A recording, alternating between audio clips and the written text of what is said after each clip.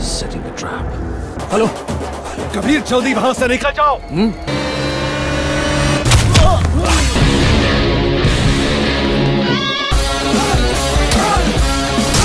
Halo sahabat, Assalamualaikum. Semoga sehat selalu dan senantiasa berbahagia. Terima kasih udah subscribe dan menyimak video-video SLMT TV. Semoga Tuhan Yang Maha Esa selalu memberikan rezeki yang berkah dan berlimpah ruah untuk sahabat semua. Nah, kali ini SLMT TV akan membawakan alur cerita film yang berjudul Hebuli. Bagaimana keseruan filmnya? Nggak perlu banyak basa-basi, ini dia alur ceritanya.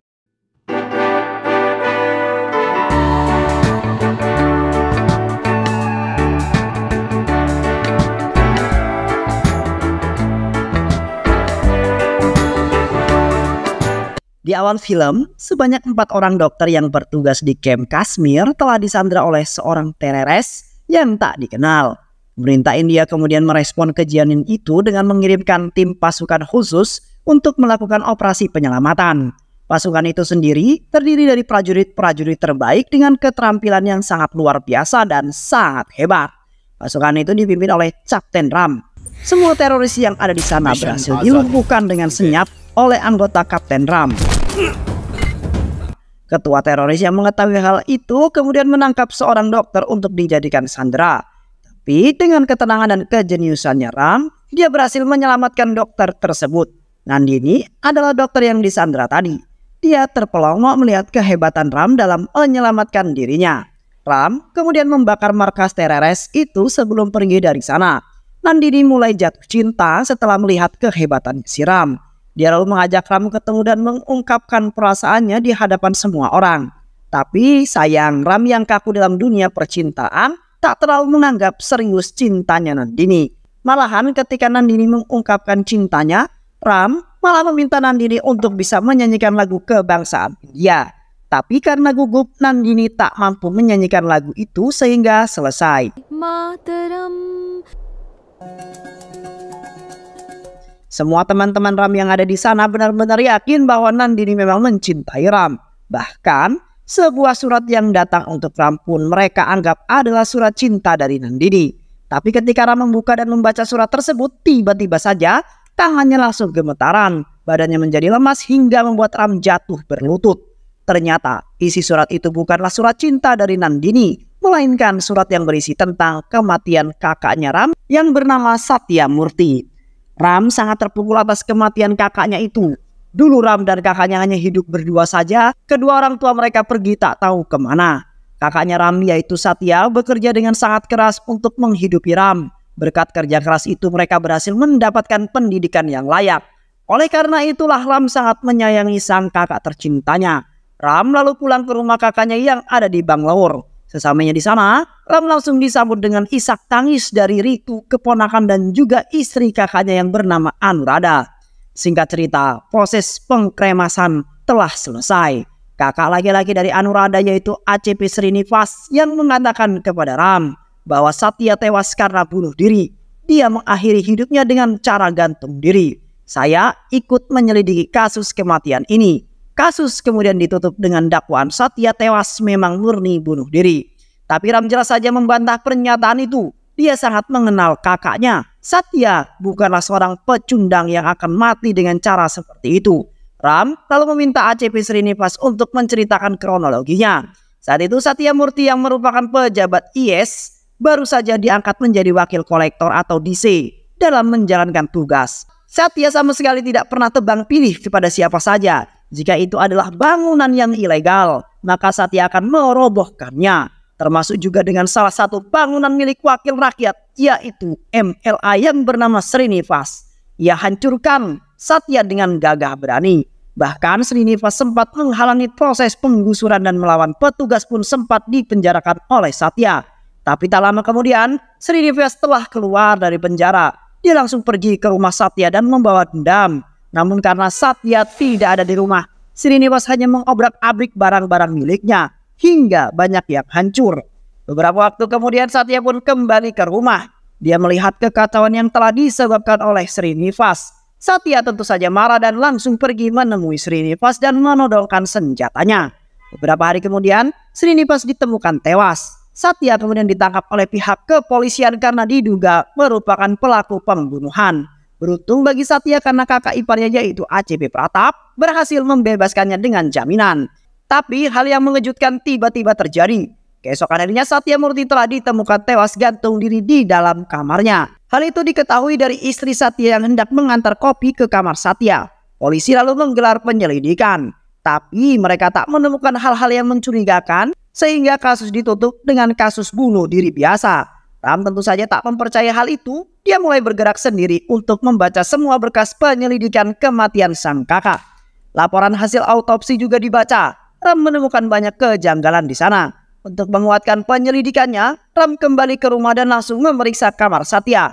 Lagi dan lagi, Ram menemukan banyak kejanggalan mulai dari bau ganja yang ada di jendela, angin di sofa yang sudah kempes, dan tidak adanya sidik jari Satya di komputer miliknya. Ram menilai pasti ada seseorang yang telah menghapus sidik jari kakaknya. Bahkan, Ram juga menemukan hal yang lebih mengejutkan lagi, yaitu tali yang digunakan oleh kakaknya untuk bunuh diri, itu diikat dengan tangan kiri. Sedangkan, Satya sama sekali bukanlah orang yang kidal. Atas dasar kejanggalan itulah, Ram sangat yakin bahwa kakaknya Satya Murti telah dibunuh oleh seseorang. ACP Pratap sangat terkejut mendengar semua pernyataan itu. Dia sama sekali tidak mengetahui itu semua saat melakukan sebuah penyelidikan. ACP Pratap lalu berjanji kepada Ram bahwa dia akan kembali membuka kasus kematian Satya dan akan segera melakukan penyelidikan ulang. Walaupun sudah mendengar hal itu, nyatanya tak membuat Ram diam begitu saja. Dia tetap bergerak melakukan penyelidikan sendiri. Suatu hari, Ram pergi ke rumah sakit untuk menemui Dr. Ravindra. Diketahui Dr. Ravindra adalah dokter yang melakukan autopsi jenazah Satya. Namun sesampai di rumah sakit, salah satu pegawai rumah sakit mengatakan kepada Satya bahwa Dr. Ravindra sedang tidak ada di ruangan karena sedang cuti. Secara kebetulan, Dr. Nandini baru saja tiba di rumah sakit. Ternyata, Dr. Nandini bekerja di rumah sakit yang sama dengan Dr. Ravindra. Nandini sangat terkejut ketika melihat Ram ada di rumah sakit itu. Dia mengira Ram sengaja datang untuk menemui dirinya. Dr. Nandini berjalan mendekati Ram sambil menebarkan pesonanya. Tapi Ram sama sekali tak menghiraukan dirinya. Ram menjelaskan bahwa maksud kedatangannya kemari hanya untuk menemui Dr. Ravindra. Tapi Dr. Ravindra tidak ada di rumah sakit karena sedang cuti. Kamu mencari Dr. Ravindra? Dia ada kok di ruangannya, ujar Nandini.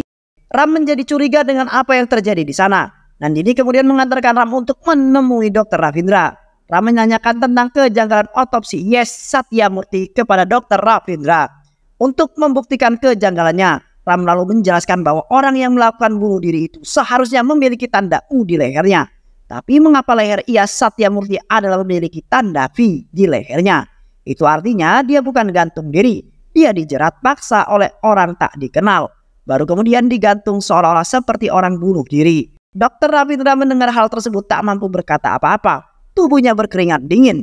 Dia lalu mengusir Ram untuk segera pergi dari ruangannya. Ram yang melihat tindakan aneh Dr. Ravindra itu semakin yakin pasti ada sesuatu konspirasi besar di balik kematian kakaknya tercinta. Ram kemudian kembali ke rumah.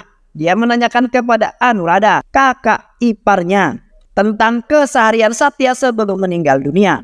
Anuradha menjelaskan kepada Ram bahwa beberapa hari sebelum kematiannya, Satya terlihat sedang gelisah karena masalah yang dialaminya. Kegelisahan itu memuncak ketika Satya mengetahui supir pribadi dan keluarganya tewas karena bunuh diri. Sang sopir dan keluarganya mau tidak mau harus melakukan itu karena tak sanggup lagi membeli obat untuk anaknya yang diketahui mengidap penyakit kanker. Satya berusaha sekuat tenaga untuk menyelidiki penyakit kanker itu. Dia mencari solusi agar tidak ada lagi orang yang bernasib sama. Dan itulah awal dari Satya berselisih dengan salah satu MLA bernama Srinivas. Setelah peristiwa tewasnya Srinivas, Satya kemudian ditangkap karena diduga merupakan pelaku pembunuhan Srinivas. Tapi setelah bebas, Satya mengatakan kepada Anuradha bahwa dirinya tidak pernah menghabisi Srinivas. Itulah saat terakhir Satya menjalani kesehariannya sebelum ditemukan tewas gantung diri keesokan harinya.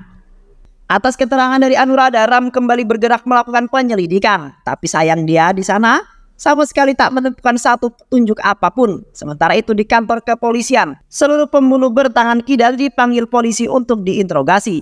Tapi dari sekian banyak orang, hanya ada satu orang yang tidak diinterogasi.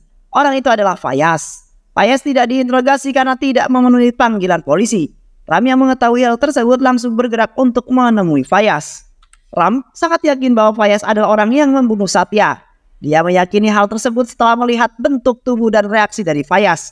Ram ingin berbicara baik-baik kepada Fayaz, tapi geng Fayaz malah menyerang Ram. Ram mengajar semua anak buah Fayaz dengan sangat mudah. Fayaz yang melihat keganasan Ram, kemudian lari untuk menyelamatkan diri. Ram berusaha untuk mengejar Fayaz, tapi tiba-tiba sebuah mobil datang menabrak Ram. Ram gagal mengejar Fayaz maupun mobil itu.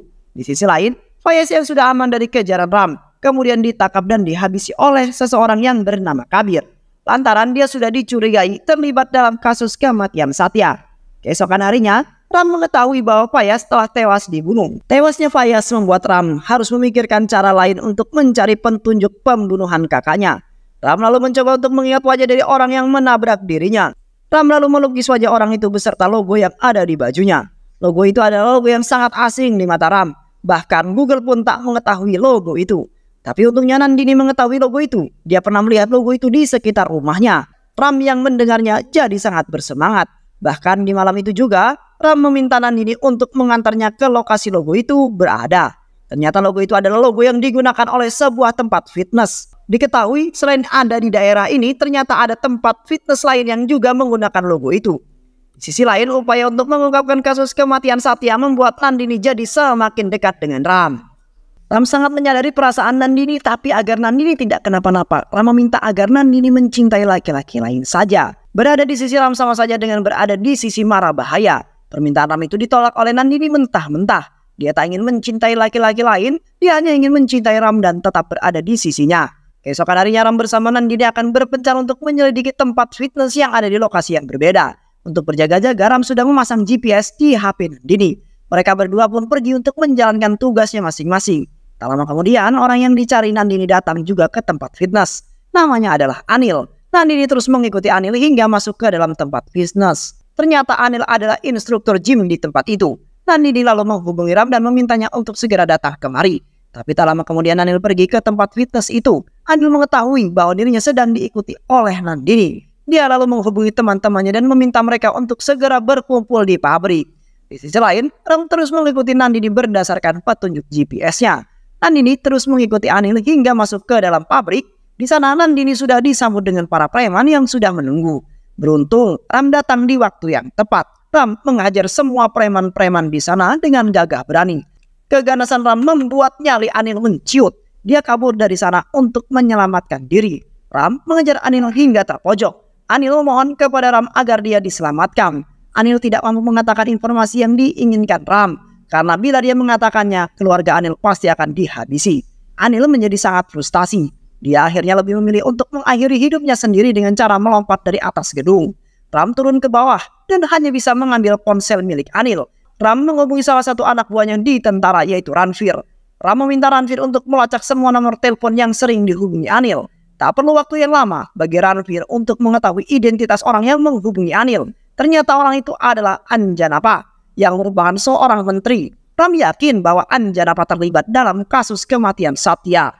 Terlihat Anjanapa yang sedang berbicara dengan seseorang di ruangan. Tapi Ram tidak menembak Anjanapa. Dia hanya menembak cangkir yang ada di sana. Dar, Anjanapa shock melihat hal itu. Dia jadi semakin takut ketika Ram mengancam dirinya. Hei Anjanapa, aku adalah adik IAS Satya Murti. Aku akan membalas kematiannya. Aku bisa saja membunuhmu saat ini juga.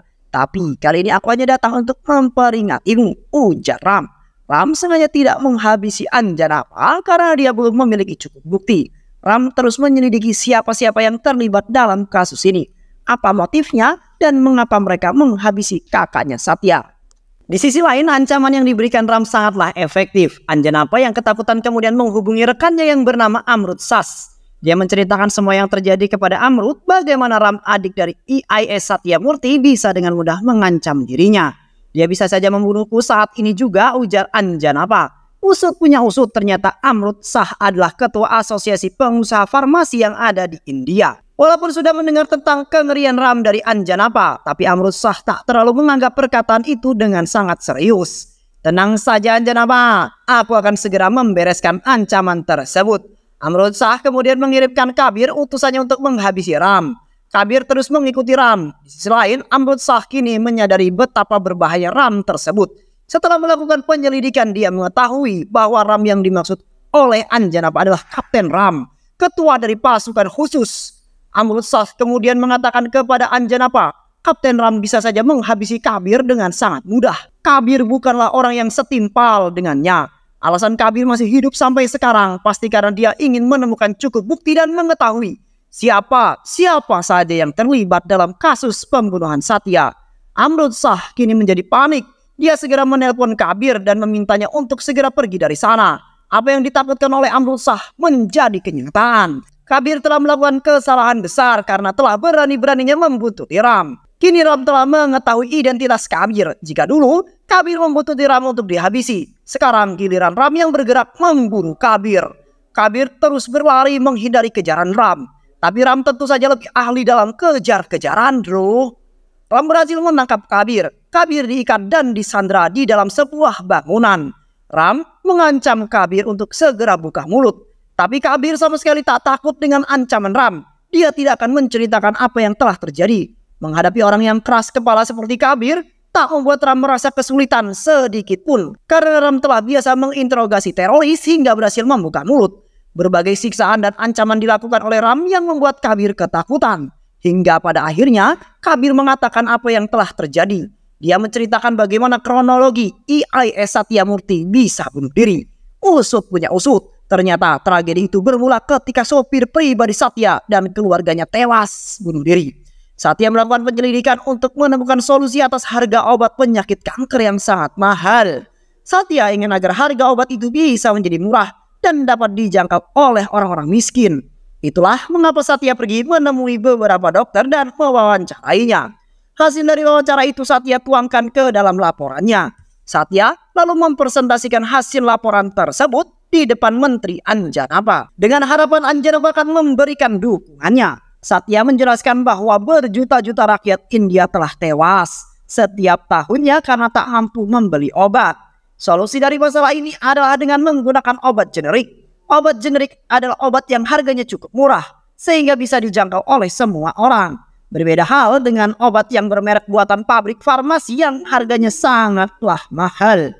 Contohnya saja dalam masalah kanker. Harga obat generik yang murah seharusnya bisa menyelamatkan para penderita kanker. Tapi obat tersebut telah dibeli oleh pabrik farmasi dan dijual kembali dengan harga yang sangat mahal. Satya menyarankan jika pemerintah bisa menjamin produksi dan distribusi obat generik ini hingga sampai ke pelosok-pelosok desa, maka pemerintah pasti bisa menjamin keselamatan berjuta-juta rakyat India. Menteri Anjanapa berpura-pura mendukung usulan Satya tersebut, tapi di balik sisi dia sebenarnya sangat menentang usulan tersebut. Menteri Anjanapa melaporkan usulan Satya itu kepada Amrit Shah, Ketua Asosiasi Pengusaha Farmasi. Amrit Shah tentu saja sangat tidak mendukung usulan itu. Karena bila usulan itu bisa terrealisasi, tentu saja keuntungan yang didapat Amrit Shah bisa berkurang drastis. Oleh karena itulah mereka semua lalu mengundang Satya untuk bertemu di suatu tempat. Amrit Shah menawarkan uang yang sangat banyak agar Satya mengurungkan niatnya itu. Tapi Satya tentu saja menolak. Mau seberapa banyak pun kau menyuapku, itu semua tidak akan sebanding dengan nyawa rakyat India yang melayang. Aku akan tetap pada pendirianku, ungkap Satya. Perkataan Satya itu membuat Menteri Anjanapa dan Amrit Shah menjadi kesal. Mereka lalu merancang skenario untuk menjebak Satya. Mereka akan memberikan Satya tuduhan palsu sebagai pelaku pembunuhan MLA Srinivas. Padahal saat momen Satya menodongkan pistol pada MLA Srinivas itu, dia sama sekali tidak membunuh Srinivas. Satya hanya menembakkan pistol ke udara sebagai peringatan pada Srinivas. Sedangkan Srinivas tewas di tangan Fayaz. Saat itu Fayaz yang dikirim oleh Menteri Anjanapa tiba-tiba saja datang ke hadapan Anjanapa dan menembaknya. Tembakan itulah yang membuat Srinivas tewas seketika. Tewasnya Fayaz membuat pihak kepolisian yang menangkap Satya atas tuduhan palsu tersebut. Tapi tak lama kemudian Satya berhasil dibebaskan walaupun dengan jaminan. Satya yang sudah bebas yakin bahwa semua ini adalah ulah Menteri Anjanapa. Dia menghubungi Menteri Anjanapa dan menyampaikan padanya bahwa dia tidak takut dengan apa yang dilakukan Anjanapa. Dia akan tetap berdiri tegak untuk membantu semua rakyat miskin. Menteri Anjanapa yang mendengar hal itu merasa tidak nyaman Dia sekali lagi meminta agar Satya segera mundur dari niatnya itu. Tapi lagi dan lagi, untuk yang kedua kalinya Satya tetap berpegang teguh pada pendiriannya. Obrolan kita ini sudah aku rekam. Aku akan segera melaporkanmu pada kepolisian. Kau akan segera kehilangan jabatan menterimu itu, ujar Satya. Anjanapa menjadi panik setelah mendengar hal tersebut. Dia tak ingin Satya menghancurkan hidupnya. Malam itu juga Anjanapa menyuruh Fayaz, Kabir dan Anil untuk segera menghabisi Satya. Mereka bertiga lalu pergi ke rumah Satya. Sebenarnya Satya mampu mengalahkan mereka bertiga. Namun Satya menjadi tak berdaya ketika Kabir memperlihatkan anak dan istri Satya yang sudah berada di genggaman Anil. Jika Satya melawan, Anil bisa saja menghabisi keluarga Satya dengan sangat mudah. Satya bingung, dia tak tahu harus berbuat apa. Satya kemudian disuntikan sebuah obat dan kemudian jatuh terkapar. Satya yang sedang sekarat itu kemudian mengatakan kepada mereka bahwa program ini akan tetap berlanjut. Kematianku bukanlah apa-apa. Adikku Ram akan segera datang memburu kalian semua. Dia juga akan melanjutkan programku ini, ujar Satya. Ram langsung menangis setelah mendengar kata-kata terakhir dari kakaknya itu. Ia sama sekali tak menyangka bahwa kakaknya akan mengharapkan dirinya untuk menyelesaikan apa yang telah dia mulai. Ram menjadi sangat murka. Mereka telah membuat kesalahan fatal karena telah menghabisi Satya. Ram dengan amarahnya langsung pergi menemui Menteri Anjanapa. Dia menerobos masuk, semua orang yang menghalingnya langsung dilibas. Ram mengatakan kepada Anjanapa dan juga Amrutsah bahwa kalian telah melakukan dua kesalahan. Kesalahan yang pertama adalah kalian telah mengkhianati negara. Dan kesalahan yang kedua karena kalian telah berani membunuh Satya, kakak dari Kapten Ram, pemimpin pasukan khusus. Aku akan menghukum kalian dan hukumannya yang pantas bagi kalian adalah kematian. Aku akan menghabisi kalian dengan cara yang sangat menyakitkan, ujar Ram. Kemudian pergi dari sana. Ram sengaja tidak menghabisi mereka karena Ram belum memiliki bukti. Dia juga ingin mewujudkan keinginan kakaknya untuk bisa merealisasikan program obat generik. Ancaman dari Ram itu ternyata tak membuat nyali Anjanapa dan Amrutsah menciut. Mereka menculik Anuradha, istri Satya dan juga Ritu anaknya. Jika Anuradha ingin anaknya selamat, maka segera serahkan nyawa Ram pada mereka. Mereka akan menukarkan nyawa Ram dengan nyawa Ritu. Anuradha lalu dibebaskan. Ram yang melihat kakak iparnya menangis itu tentu saja bingung. Dia lalu bertanya pada kakaknya apa yang sedang terjadi. Anuradha menceritakan semuanya bahwa dia dan Ritu sempat diculik oleh Menteri Anjanapa. Anjanapa mengatakan jika Anuradha ingin nyawa Ritu selamat, maka dia harus menyerahkan nyawa Ram sebagai gantinya. Setelah mendengar hal itu, Ram dengan sukarela akan menyerahkan nyawanya demi keselamatan Ritu. Saya adalah tentara yang melindungi perbatasan. Saya selalu sedia jika sewaktu-waktu negara membutuhkan nyawa saya. Jika saya saja bersedia mengorbankan nyawa saya untuk negara, maka saya akan dengan ikhlas mengorbankan nyawa saya untuk melindungi keluarga, ujar Ram. Tak lama kemudian Anjanapa dan anak buahnya datang untuk menjemput Ram. Ram diminta untuk menyerahkan dirinya bersama laporan-laporan dan proyek milik kakaknya. Tapi di tengah obrolan mereka tiba-tiba saja pihak kepolisian datang menemui Ram. Mereka mengatakan bahwa Ram akan ditangkap karena melakukan pelanggaran disiplin pada pihak militer. Ram akan segera diserahkan kepada pihak militer untuk segera diadili dengan hukuman militer. Anjanapa tak mampu berbuat banyak. Dia hanya bisa menyaksikan Ram yang dibawa oleh pihak kepolisian. Di kantor polisi, para tentara datang dan membawa Ram ke pengadilan militer.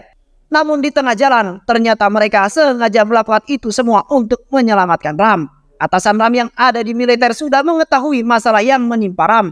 Bahkan atasannya itu menyebut bahwa pihak militer ada di sisi Ram untuk membantu. Ritu juga akan segera diselamatkan. Ram diminta untuk fokus saja menyelesaikan masalahnya dengan Menteri Anjanapa dan juga Amrutsah. Pergerakan pihak militer benar-benar tidak terendus oleh musuh Ram. Tak lama kemudian, Anjanapa kembali menghubungi Ram. Dia meminta agar Ram menyerahkan dirinya bersama Kabir. Mereka akan bertemu di sebuah pelabuhan. Ram tanpa banyak basa-basi langsung datang menemui permintaan Anjanapa. Kabir kemudian diserahkan tapi malang. Bagi Kabir, dia yang sudah bebas langsung dihabisi oleh Amrutsah karena telah membocorkan informasi kepada Ram. Untuk menyelamatkan Ritu, Ram membuang senjata yang dibawanya dan juga mengemis kepada Anjanapa untuk segera membebaskan Ritu. Anjanapa dan Amrutsah mengira bahwa Ram sudah menyerah. Mereka lalu menghajar Ram dengan sesuka hati. Berkali-kali Ram dipukul dan disiksa. Tapi Ram tak kunjung melawan. Hei jagoan, ada apa hah? kenapa sekarang kau kelihatan seperti orang lemah? Bukannya kau itu bisa menghajar kami semua? Di mana keganasanmu yang dulu itu pergi? Jika kau terus begini, maka kau akan mati seperti kakakmu itu. Dia tak mengakhiri hidupnya sendiri, tapi kamilah yang menghabisinya. Bisa-bisanya dia bermimpi untuk menyelamatkan banyak rakyat dengan obat generiknya itu, ujar Anjanapa meremehkan Ram. Ternyata Ram sengaja tidak melawan untuk mengumpulkan bukti. Percakapan Anjanapa dan Amrutsyah itu telah direkam melalui kancing kamera yang ada di bajunya. Anjanapa yang bodoh benar-benar tidak mengetahui hal tersebut. Karena sudah bosan menyiksa Ram, Anjanapa dan Amrutsyah kemudian pergi dari sana. Mereka meminta anak buahnya untuk segera menghabisi Ram. Di saat itulah Ram kemudian bangkit dan dengan mudah mengalahkan semua anak buah Anjanapa. Tak lama kemudian, Anjanapa menghubungi anak buahnya melalui hati. Tapi dia sangat terkejut ketika hati itu malah dijawab oleh Ram. Mereka seketika itu juga langsung kembali ke tempat Ram. Sesamanya di sana, Anjanapa dan juga Amrutsyah langsung tercengang melihat Ram yang sudah duduk di atas tumpukan anak buahnya. Ram lalu menjelaskan kepada mereka bahwa dia tadi sengaja tidak melawan karena sedang merekam kedok bodoh mereka pada seluruh masyarakat India. Ternyata rekaman itu sudah dipublikasikan oleh Ram dan banyak media yang menyiarkan ulang rekaman itu. Semua masyarakat di India telah mengetahui fakta yang sebenarnya. Nama baik dari Menteri Anjanapa dan Amrutsyah telah rusak dan hancur.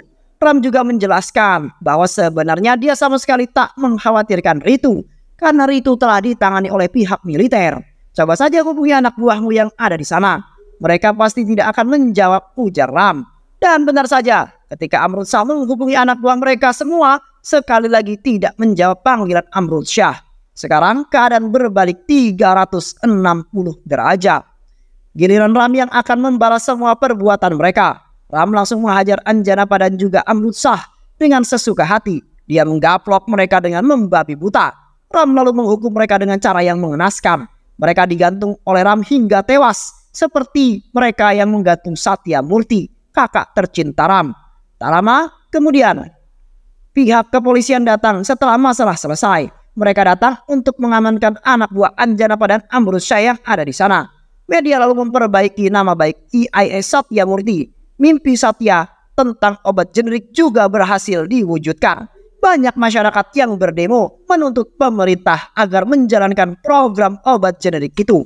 Di sisi lain, Ram kembali bertugas sebagai tentara khusus di perbatasan untuk menjaga kedaulatan negaranya. Istri dan anak Satya pun kembali menjalani kehidupan mereka dengan bahagia. Dan film pun selesai.